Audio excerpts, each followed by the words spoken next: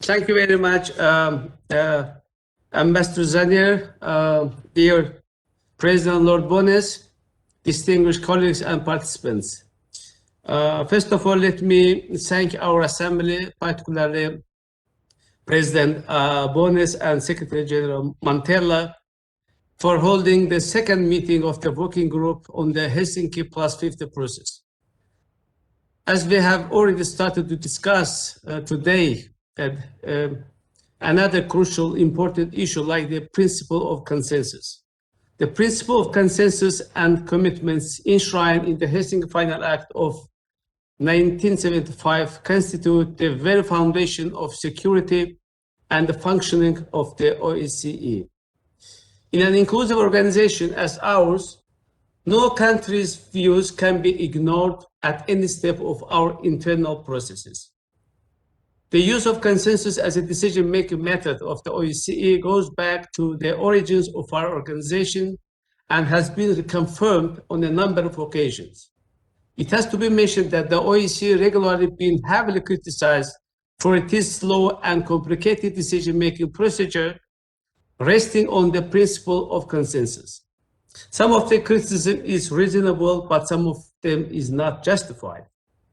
I'm convinced that the consensus approach to the decisions should be kept. The consensual procedure is more a strength than a weakness of the OSCE, as it substantially increases the probability that the taken decisions and assumed commitments will be in fact be implemented. And as we all know, security is indivisible. Introducing exceptions to the consensus rule would result in endangering the security needs of one or more members by ignoring their positions. Nevertheless, I would underline that achieving consensus within the OSCE has become increasingly difficult. Protracted negotiations on the budget, appointments of personnel, and general administrative issues have hampered the effectiveness of the organization and created turbulent situations. It should be also mentioned that any attempt to distinguish between administrative and political decisions is unrealistic and artificial. For instance, any decisions involving resources would entail financial responsibilities by participating states, and therefore there is no alternative to consensus in these cases. Nobody should be able to impose extra costs to any of our countries to implement decisions to which individual countries might not have been part. I would also like to stress that the issues concerning agenda and organizational modalities of the OSCE meetings can be very political. Inviting one external guest or a partner organization instead of another, selected civil society organizations is certainly politically sensitive.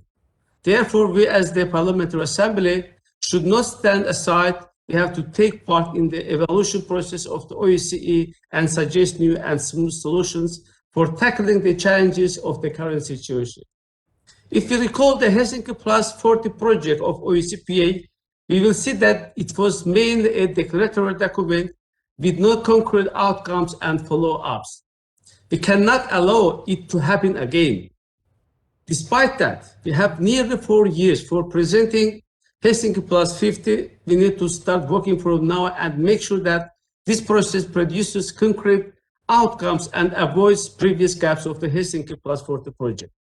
Dear colleagues, for the validation of the outcomes of the working group, I would suggest an appointment of the facilitator from the PA. This facilitator has to present a tentative 6-month work plan to the Bureau, which would be eventually endorsed by the Standing Committee. For achieving the ultimate goal of the Helsinki Plus 50, the facilitator has to be granted with a clear and strong mandate by the Assembly. I would propose that, therefore, every call for action meeting, the facilitator would produce a non-paper also reflecting the views informally collected from the governmental side to encourage strengthening the effectiveness of OSCE policies, streamlining the agenda, raising the profile of organization, and if it is necessary, even promoting reform of OSCE procedures and practices.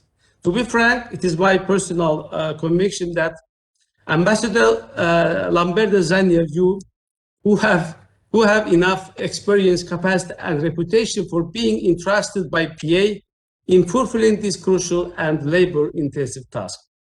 In conclusion, I would suggest for minimizing the possible effect of the principle of consensus to significantly increase transparency in the OSCE. Debates within the organization should be more open and transparent and not just limited to issues where a consensus is achieved, but also should extend to unsettled matters where consensus is absent.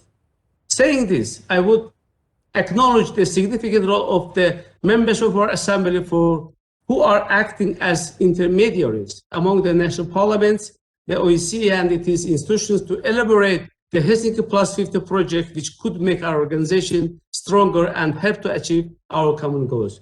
Thank you, Mr. President.